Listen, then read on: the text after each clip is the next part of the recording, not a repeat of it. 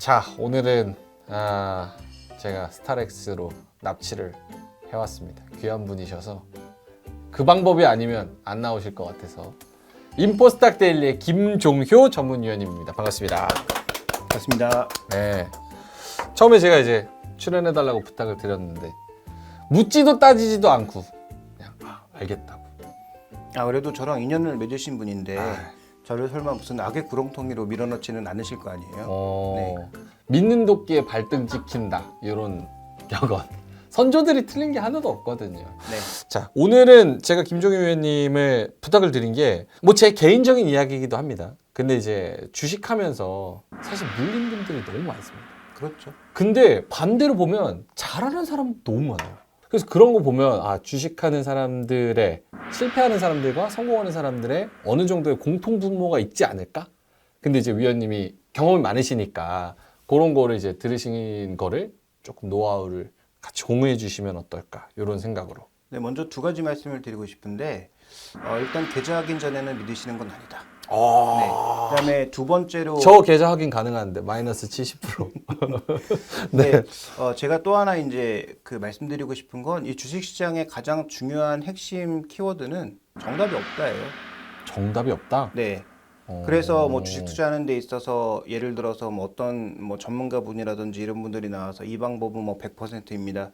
이거를 신뢰할 수 없는 이유가 주식 시장에 정답이 존재하는 순간 주식은 예금이 되거든요. 그렇네요. 결국 주식 투자는 확률 게임이고요. 그 확률을 누가 더 잘 맞춰 나가느냐가 결국은 관건인 건데 그 주식 시장의 어떤 단기적인 예측을 맞추는 것 자체가 불가능한 일이에요. 그래서 그걸 이제 맞추기 위해서 노력하는 것 자체는 뭐 제가 뭐 주식시장에 대해서 다 아는 것도 아니고 뭐 정말 성공한 투자자도 아니지만 제가 그래도 98년도에 이 증권시장에 들어와서 벌써 한 24년 정도가 됐거든요.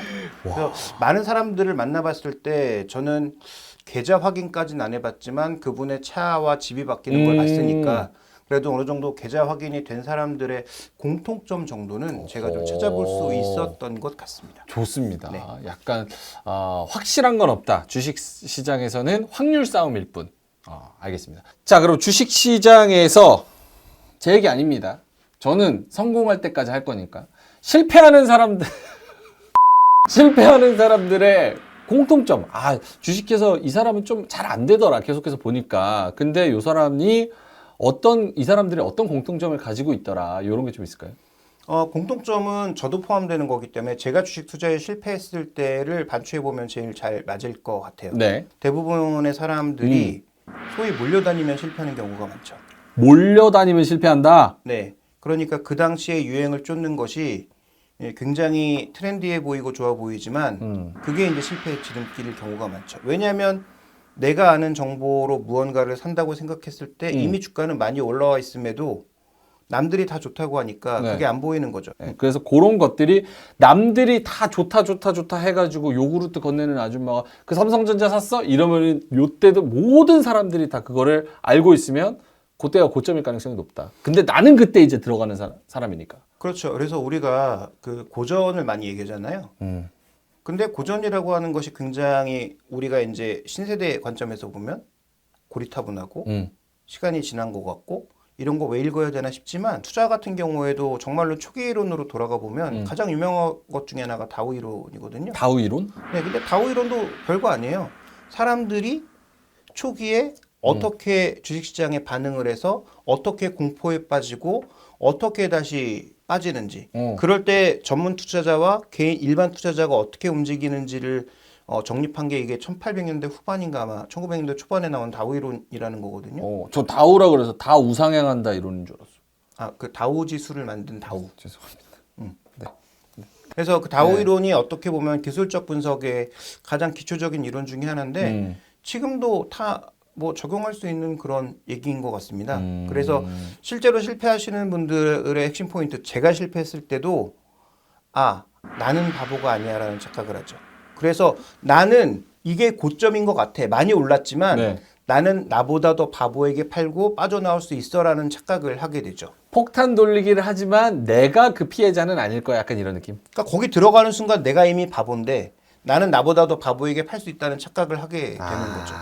그래서 이렇게 많이 이미 주가가 높아져 있는 걸 확인을 했음에도 불구하고 누군가에게 넘기고 나올 수 있겠지라는 판단을 잘못하거나 아니면 내가 바보처럼 잘못 들어갔는지도 아예 모르거나 실패하는 분들을 보면 방금 말씀하셨던 소위 뭐 내동매매라든지 아니면 그 다음에 계속 뭐 물타기를 한다든지 네. 추가 매수한다든지 이런 방법이 좋은 방법은 아니죠. 무지성으로 막 그렇게 하는 것들. 그렇죠. 그러니까 뭐 계획도 없고 그냥 정확한 어떤 전략도 없이 좋다고 하니까 올라갔다가 올라가니까 더 사는 뭐 그런 전략 자체는 뭐 당연히 좋은 전략일 수가 없죠. 네. 그 다음에 이제 조급한 사람.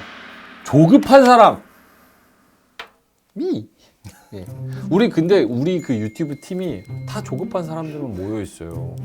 그래가지고 시작한 지 지금 2개월 됐잖아요. 그 조회수 그래도 막 8천, 3만, 뭐 3천 이렇게 나왔어요. 근데 진짜 너는 재능이 없는 것 같다. 이렇게 해서 되겠냐고. 2달에 지금 뭐 1,400명 구독해서 뭐 하냐고. 20만 명은 갔어야지 이러는 거예요. 그런 사람들은 필패다. 잘 들으세요, 우리 제작진. 그럼 조급한 사람은 주식하면 왜 실패하나요? 그런 공통적으로. 그 조급증이 이제 그 부분을 만드는 거죠. 아까 이제 말씀드렸던 대로 그러니까 추세를 이탈하는 그런 투자는 빠져나와야 된다고 했잖아요. 네. 근데 그 추세에 이탈한 것을 조급하게 판단하면 잘못 빠져나올 수 있는 거죠. 정말 좋은 종목이 일시적인 어떤 노이즈로 잠깐 빠졌다가 다시 V자로 올라가는 종목인데 너무 또 섣불리 빠져나올 수도 있는 거고요. 그 다음에 이제 올라가는 종목이 여기서 더 빨리 사야 뭔가 될 수 있을 것처럼 해서 예를 들어서 뭐 살 때도 가격 같은 거 생각하지 않고 호가를 다 말아 올리면서 사버리는 뭐 그런 전략. 풀매수. 네. 그 다음에 지금 당장 내가 돈이 없는데 네. 예를 들어서 내가 며칠 후에 뭐 내 돈이 들어온다는 생각에 뭐 남의 돈을 빌려서 막 뭐 투자한다든지 어떤 그런 조급증들. 근데 말씀해 주신 게 진짜 포인트가 내가 감당할 수 있는 비중 이상의 돈을 태우면 어쩔 수 없이 인간이니까 좀 조급해지는 것 같아요. 그러니까 남의 돈 빌려서 하거나 뭐 진짜 풀매수 해가지고 뭐 신용 미수 땡기거나 아니면 내가 모은 돈 나 이거 진짜 전 재산이야 이러는데 넣고 조급해하거나 이러면은 잘못된 판단을 내릴 가능성이 매우 높다. 알겠습니다. 조급함과 그리고 몰려다니면 실패한다. 네. 막 그러니까 이게 뭐 남들 다 사는 것 같은 것들을 그런 군중 심리에 쫓아다니는 거. 군중 심리. 네. 요거를 좀 조심해야 된다. 자, 그러면 주식해서 반대로 저 진짜 성공할 거예요. 저 진짜 성공해야겠습니다. 장가 가야겠습니다. 주식해서 성공하는 사람들의 공통 분모는 뭘까요? 저는 딱 한마디로 자신의 판단이 정말 옳다고 생각한다면 그 다음에 그게 이제 여러 가지로 뭐 검증이 돼야 되겠지만 판단이 옳다고 생각한다면 그걸 그대로 끌고 갈 수 있는 야수의 심장이 일단 가장 중요한 핵심 포인트라고 보고 있고요. 그 다음에 이제 그 주식이나 산업에서 공부할 때 너무 디테일하게 들어가시는 분들이 많던데 저는 그거는 그렇게 좋은 전략은 아닌 것 같습니다. 그 타임라인으로 한번 제가 쭉 살펴보면 네. 제가 이제 98년도에 주식시장에 처음으로 뛰어들었다가 그 다음에 이제 무역회사 다니면서 그때는 뭐 크게 말아먹지도 않고 크게 벌지도 않는 정도였어요. 그러다가 이제 제가 다니던 회사가 없어지면서 에? 진짜요? 그 뭐 제가 큰 회사가 아니었기 때문에 그 작은 회사가 이제 뭐 신용장 뭐 이런 문제 때문에 회사 자체가 이제 사라지면서 그러면 원래부터 내가 금융업을 하고 싶었기 때문에 그러면 이제 자격증을 따서 금융업에 한번 진짜 뛰어들어 볼까? 그러니까 증권 자격증 시험을 아마 그래도 경영학과 출신이어서 6개월 만에 한 뭐 3-4개 투두둑 따고 그래서 이제 증권사를 바로 들어갔어요. 네. 그래서 근데 제가 이제 처음에는 네. 제일 큰 지점에 있다가 이제 그 덕소 지점이라고 좀 작은 지점으로 나가게 됐을 때 그때 이제 지점장님께서 소개를 해주셨어요. 네. 우리 이 지역 본부의 에이스다. 오. 돈을 정말 많이 벌었다. 근데 그분이 얘기하신 건 뭐 그때 술 먹으면서 정말 많은 얘기를 했는데 지나고 나서 보면 딱 두 가지더라고요. 두 가지. 네, 추세가 살아있는 거 함부로 팔지 마라. 추세가 살아있는 거 함부로 팔지 말아라. 네. 그 다음에 추세가 깨진 거 들고 가지 말아라. 근데 지나고 나서 제가 한 24년 지나서 반추해 보니까 뭐 그게 가장 간단한 말이지만 또 지키기가 제일 어려운. 어떻게 보면 두 개가 같은 내용이기도 하잖아요. 우리가 일반적으로 주식을 하다 보면 손절 라인을 정해놓고 안 지키고 그거는 끝까지 들고 가는 경우가 많고 오히려 그렇게 하다가 반등해서 오르면 요때 수익 날 때 조금이라도 그래 챙겨야겠다 해서 한 5% 정도에서 그냥 수익을 챙겨버리는 경우가 많으니까 그래서 기본적으로 추세가 살아있음에도 불구하고 조금 조정을 받거나 아니면 내가 생각했던 어떤 가격대를 자꾸 이탈하고 네. 그다음에 뭐 신문에서 나쁜 얘기들이 흘러나오고 주변에서 계속 얘기하죠. 그래서 그 타임라인을 좀 더 밀어보면 그 제가 알고 있는 분 중에 단일 종목으로 제일 대박 나신 분이 네. 동특이라는 종목을 그 아마 2000년도가 되기 전이었을 거 99년인가 2000년도인가에 사셔가지고 네. 그때 그게 엄청나게 테마주로 올랐거든요. 근데 그걸 거의 진짜 최저점에 잡아서 그거를 제 기억에는 몇십 배를 내고 아마 파셨을 거예요. 그분이 어떤 게 제일 힘들었는지 아세요? 어떤 거요? 아직도 있냐? 아, 팔았냐? 아 그렇게 깐족거리는 말투로 얘기합니까 그분들이? 뭐 이런 말투로 얘기하신 분도 있고 처음에 이제 걱정스러워서 네. 야 그 정도 수익 났으면 팔아라. 뭐 이런 분들도 있고 그 다음에 이제 온갖 그 참견과 간섭이 다 들어오죠. 그래서 자기는 정말로 자기가 생각하는 어떤 기준을 깨기 전까지 팔 생각이 없었는데 한 10배 정도 올랐을 때 한 절반 정도를 팔았대요. 아, 근데 이제 뭐 결론적으로 어쨌든 그분은 그걸로 돈을 좀 많이 버시긴 네. 했지만 어쨌든 자기가 생각했던 기준을 주변 사람들의 여러 가지 그 노이즈 때문에 결국 포기하게 된 거죠. 그러니까 이게 그 책 제목이기도 한데 시그널과 노이즈를 정확하게 우리가 구분할 수 있는가? 똑같은 소리지만 이걸 맞네. 구분하기가 정말 어렵다는 거죠. 그래서 오. 아까 제가 초반에 말씀드렸던 추세를 우리가 본다는 게 정말 쉬운 얘기 같지만 그 나오는 주가의 등락 속에서의 노이즈와 시그널을 정확하게 판단하기가 어려워요. 이거 우리 주식이 또 그렇고 인생도 그렇고 우리 유튜브도 똑같습니다. 저희 요 콘텐츠도 작가님 옆에서 계속 야, 이거 진짜 계속 할 거야? 안 되는 것 같은데 추세는 우상향이거든요. 그래프가 얘기해 주잖아요. 댓글도 많이 달리고 야, 이거 안 될 것 같은데 계속 할 거야? 언제까지 할 건데? 옆에서 시그널과 노이즈를 잘 구분해야 됩니다, 여러분.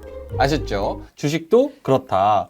근데 거기서 제가 조금 여쭤보고 싶은 거는 사실 비트코인이나 테슬라나 뭐 다른 그런 종목들도 테슬라를 예를 들어보면 거기서 싱가포르 투자자인가 어떤 분이 일론 머스크의 팬이어가지고 진짜 막 50배, 100배 막 이렇게 오르는데도 계속 불타기하고 더 오르는데도 계속 홀딩하고 그 기준이 절대적으로 어디에 기준을 둬야 되냐 이거죠. 저는 정확하게 그게 트레이딩인지 투자인지 잘 판단은 안 됩니다. 근데 그럴 수 있는 근거는 뭐 제가 뭐 감히 더 추측해 보면 워낙 낮은 가격에 사서 이미 수익이 많이 발생해 있는 상황이기 때문에 그런 투자가 가능하지 않나.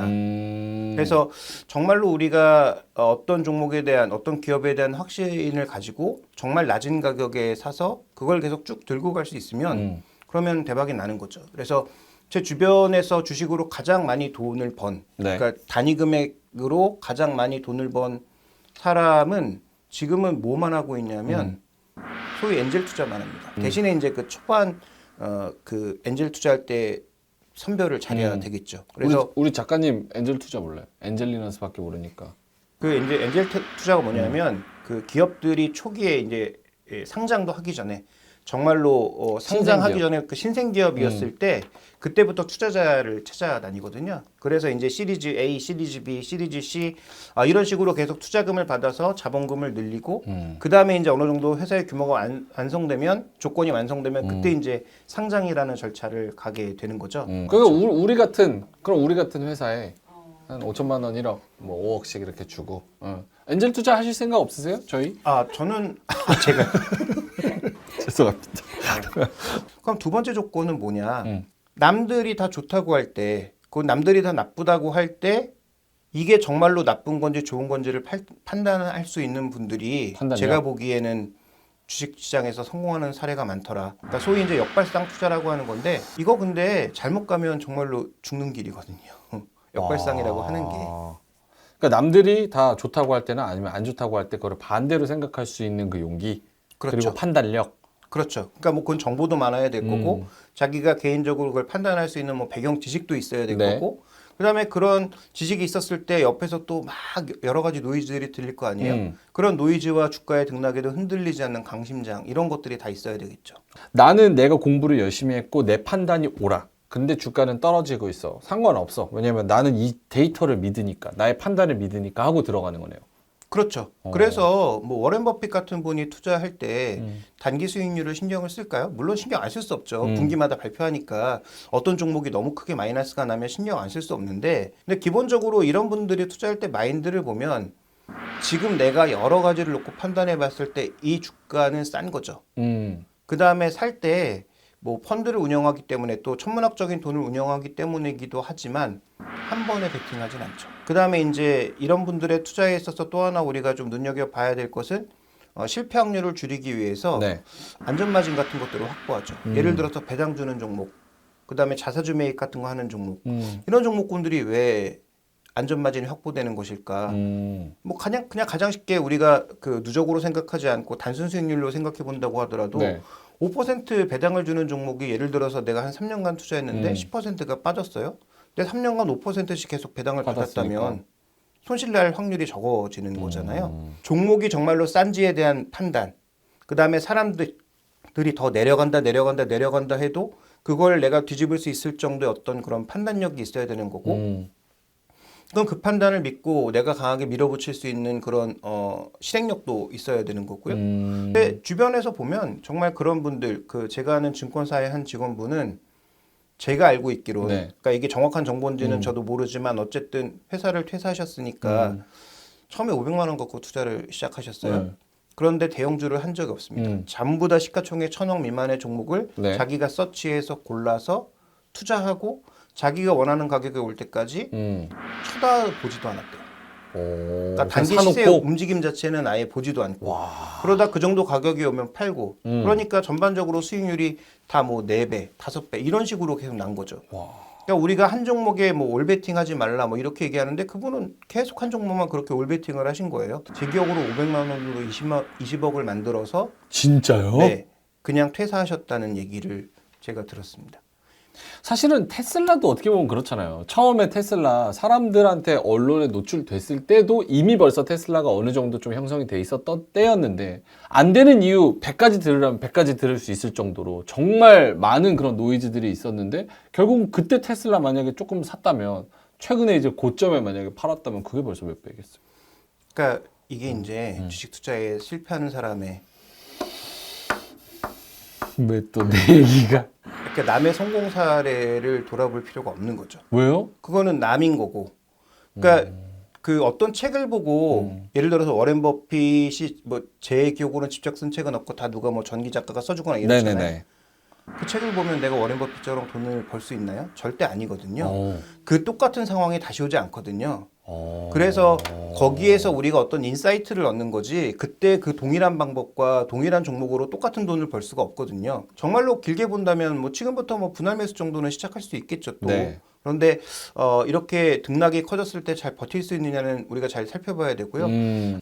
크게 성공하신 분들은 네. 보면 내가 어떤 생각했던 이 종목의 가치, 그다음에 이 종목의 어떤 자기가 보는 궁극적인 목표, 그림들. 이런 게 있으면 나중에 자기가 팔아서 더 올라가던 아니면 자기가 산 가격에서 일시적으로 크게 빠지던 이 부분에 있어서는 그렇게 신경 안 크게 써요? 신경을 안 씁니다.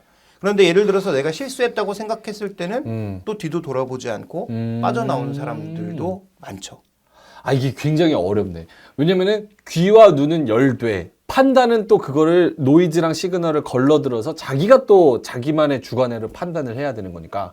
그러니까 아예 신호를 차단할 수도 있고, 왜냐하면 내가 믿는 바가 있기 때문에 다른 신호 자체를 다 잡음이라고 생각하고 닫을 수도 있는 거고요. 그건 뭐 사람에 따라 다르겠지만 저처럼 이렇게 매일매일 시황에 노출해 있는 사람은 그건 뭐 그게 힘든 쉽지 않죠. 일이고, 그다음에 이제 그 또 한 분의 마지막, 이제 제가 최근에 만난 분의 예를 들면 그분은 신문을 아직도, 네. 근데 일간지를 아직도 6개 정도를 다 보세요. 약간 좀 정보의 밸런스를 맞추려는 부분도 있는. 그 다양한 그 레토릭 안에서 자기가 인사이트를 찾는 거예요. 그러니까 우리가 항상 남들보다 뭔가 정보를 빨리 받아야만 돈을 많이 벌 수 있을 것 같다는 네. 착각을 하게 되지만, 그렇죠. 그분은 정말로 신문에 뭐 정치, 경제, 문화, 사회 이런 거 정말 작은 단의 기사 하나까지도 놓치지 않고 다 일단 읽으시거든요. 그런 다양한 정보를 듣고 나서 종합적으로 자기가 판단을 하는 거죠. 그러니까 뭐 주식 투자한다면 괜히 뭐 경제만 파야 될 것 같고 뭐 이럴 것 같지만 그게 아니라 뭐 인문학적 지식도 알아야 되고 그다음에 문화적인 흐름도 어떻게 흘러가는지를 그럼요. 알아야 되고 그러니까 그분이 이제 저한테 가끔 뉴진스 알아 그러시면 제가 이제 깜짝깜짝 놀랐죠. 뉴진스 하이보이. 왜냐하면 나이대가 저보다 그래도 한 15년 정도 위이신데 제가 벌써 이제 내일 모레면 50인데 그분은 이제 거의 그러면 이제 칠순을 바라보시는 분이 저한테 뉴진스의 누구를 알아 뭐 이렇게 물어보시면 와, 제가 민지. 이제 가끔 저는 뭐 개인 이름을 잘 아, 모르는데 민지. 뉴진스 민지. 예. 그 친구가 리더인가요? 모르겠어요. 그냥 예뻐서 찾아봤는데. 뉴진스 뉴진스 그분은 이제 트렌디한 그런 것까지 세상 돌아가는 흐름을 정확하게 또 잘 알고 계시죠. 그러니까 이제 그게 트렌디한 걸 찾는 걸 수도 있는데요. 제가 보기에는 그러니까 종합적으로 판단할 수 있는 정보를 다양하게 취합하는 거죠. 그래서 남들이 이제 다 한창 뭐 K-팝 좋다고 떠들 때 네. 이미 그분은 K-팝 어디엔가 투자를 하고 계시는. 대단하시네. 네. 근데 이거 너무 좋은 포인트인 게 저도 생각을 못했던 부분인데 사실 요즘은 정보를 많은 분들이 유튜브로 접하시잖아요. 그렇죠. 근데 유튜브는 사실 편향성이 굉장히 강한 컨텐츠잖아요. 그렇죠. 약간 배터리 채널 보시는 분들은 약간 IT 반도체 뭐 배터리 이런 채널만 또 보시고 또 K-팝만 보시는 분들은 K-팝 채널 관련돼서 계속 추천 영상이 뜨고 이러니까 내가 보기 싫어도 계속 흥미로운 게 내 관심 종목으로 뜨니까 관심 컨텐츠로 그렇게 보게 되는데 신문은 그게 아니고 내가 선택해서 보는 게 아니라 종합적으로 다 있는 거니까 그거 6개를 일간지를 다 보는 것도 되게 편향되지 않게 좋은 인사이트를 가질 수 있겠다 이런 생각이 좀 드네요. 네. 자, 오늘 주식해가지고 성공하는 사람, 실패하는 사람. 근데 앞에서 말씀하신 게 진짜 정답인 것 같아요. 정답이 없다는 게 정답인 것 같아요. 물론 뭐 여러 가지 인사이트로 또 말씀을 해주셨지만 그게 또 적용되는 사람들이 있고 아닌 사람이 있고 원칙적으로 다 뭐 100%또 적용되는 건 아니니까 또 참고해 보시고 그걸 또 적용해 보시고 맞으면 계속 하시면 되는 거고. 자, 그래서 실패하는 사람, 성공하는 사람의 공통점을 좀 알아봤습니다. 어떻게 저는 좀 성공할 수 있겠죠? 네, 뭐 여러 이렇게 네, 이렇게 길어요 앞에가 그냥. 네, 그럼요 이렇게 하시면 되죠. 대답은 들은 것 같습니다. 네, 알겠습니다. 저도 뭐 열심히 김종희 의원님한테 많이 배워서 좀 성공할 수 있도록 느긋하게 좀 조급하지 않고 좀 길게 보면서 쭉 가도록 하겠습니다. 근데 저는 명예코님한테 네. 진짜 좋은 점 딱 한 가지를 봤어요. 뭘까요? 굉장히 이 부드럽고 그다음에 뭔가 방송할 때 네. 여유가 느껴지시더라고요. 그래서 그런 긍정적인 마인드는 네. 저는 성공할 수밖에 없다. 감사합니다. 이렇게 훈훈하게 또 마무리를 해 주셨습니다. 성공할 때까지 한다고 하셨으니까. 네. 끝까지 제가 끈질깁니다. 그래서 해보도록 하겠습니다. 자, 알겠습니다. 오늘 좋은 말씀 주신 자주 나와주세요. 네. 인포스탁 데일리의 김종효 전문위원님이었습니다. 고맙습니다.